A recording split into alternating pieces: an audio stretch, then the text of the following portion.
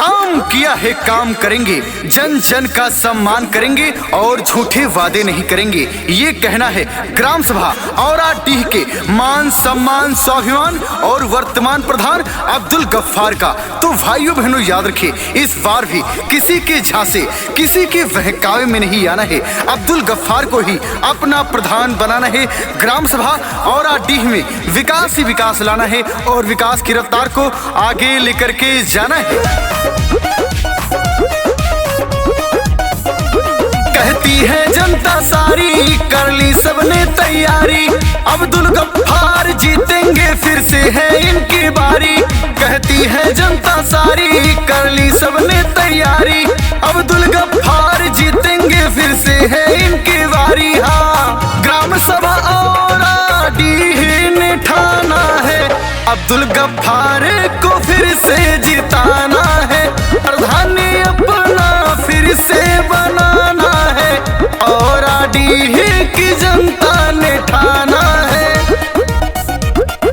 अब्दुल गफ्फार जी ने ग्राम सभा औराडीह में हर पात्रित व्यक्तियों को कॉलोनी देने का काम किया है, हर पात्रित व्यक्तियों को विधवा वृद्धा विकलांग पेंशन देने का काम किया है, गली गली में आरसीसी रोड बनवाने का काम किया है, हर घर में शौचालय बनवाने का काम किया है। ऐसी तमाम सरकारी सुविधा हैं जो सारी जनता तक पहुंचाने का काम किया है। तो भाइयों बहनों याद रखिए, इस बार भी किसी के झांसे किसी के बहकावे में नहीं आना है, अब्दुल गफ्फार को ही अपना प्रधान बनाना है, ग्राम सभा औराडीह चमकाना है।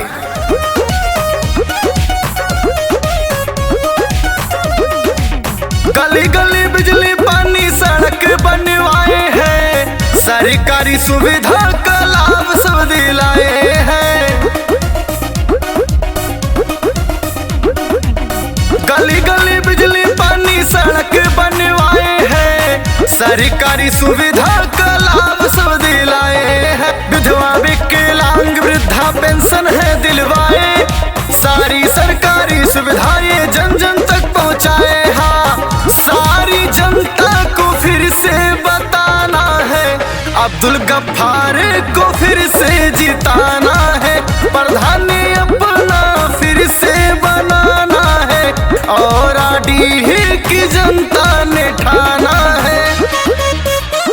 दादा ने ठाना है, दादी ने ठाना है, माताओं ने ठाना है, बहनों ने ठाना है, इस बार भी किसी के झांसे किसी के बहकावे में नहीं आना है। अगर ग्राम सभा औराडीह को चमकाना है, सुंदर स्वच्छ सुयोग बनाना है, नंबर 1 पे लेके जाना है, तो लगातार दूसरी बार अपना प्रधान सिर्फ और सिर्फ अब्दुल गफ्फार को बनाना है।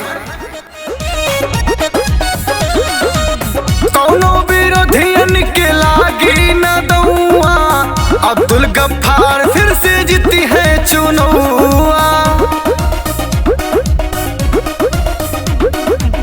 कौनो विरोधियन के लागी न दउआ, अब्दुल गफ्फार फिर से जीती है चुनौआ। भैया मेरे बहना मेरे आपस मेरी विनती, कोई विरोधी टिक ना पाए होने लगे जब गिनती। हाँ, चाचा चाची दादा दादी ने ठाना है, अब्दुल गफ्फार को फिर से जिताना है, प्रधान अपना फिर से बनाना है, औराडीह की जनता ने ठाना है। गरीबों के मसीहा, गरीबों के हितैषी, सबके सुख दुख के साथी, 24 घंटे ग्राम सभा औराडीह में रहने वाले आपके अपने वर्तमान प्रधान एक बार फिर से उतर पड़े हैं मैदान में, आप सभी जनता जनार्दन के सम्मान में। तो भाइयों बहनों याद रखिए, ग्राम सभा औराडीह से सिर्फ और सिर्फ अब्दुल गफ्फार को अपना प्रधान बनाना है।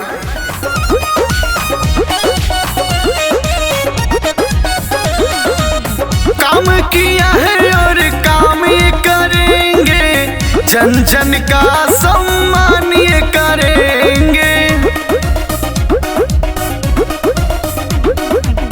काम किया है और काम ये करेंगे, जन जन का सम्मान ये करेंगे। काका काकी दादा दादी सबने मिलके ठाना, अब्दुल गफ्फार को ही है फिर से जिताना। हाँ, अंकित तिवारी का ये सबसे बताना है, अब्दुल गफ्फार को फिर से जिताना है, प्रधान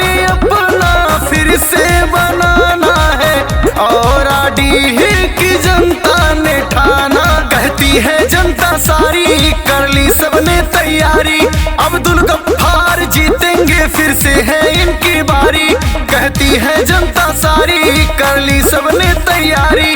अब्दुल गफ्फार जीतेंगे फिर से है इनकी बारी। हाँ, ग्राम सभा और आडी ने ठाना है अब्दुल गफ्फार को फिर से